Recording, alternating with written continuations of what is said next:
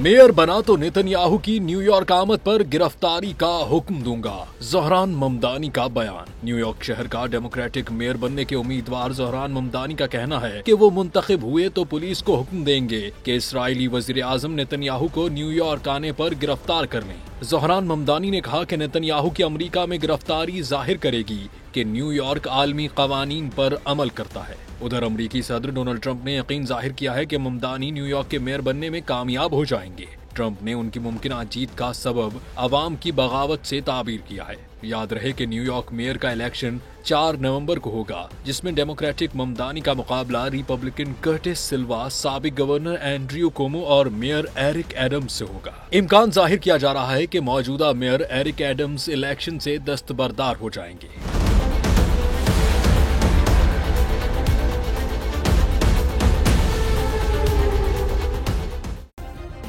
Subscribe करें और bell दबाएं ताकि कोई खबर रह न जाए।